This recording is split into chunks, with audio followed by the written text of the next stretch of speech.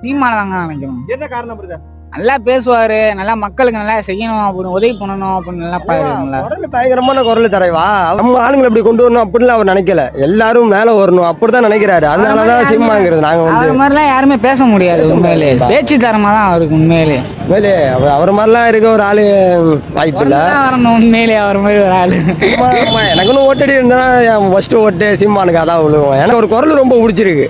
ஏன்னா ஒரு கத்தி பேசினாலும் புத்திதனமா பேசுவாரு. அந்த ஒரு டேலண்ட் இருக்கு. அது போதும் தலைவா. எல்லாத்துலயுமே நம்ம ஆளுங்க எல்லாத்தையும் மேல வரணும் அப்படின்னு தான் நினைப்பாரு அவரு. கண்டிப்பா மக்கள் தலைமை சேர்ந்துருக்காருங்க.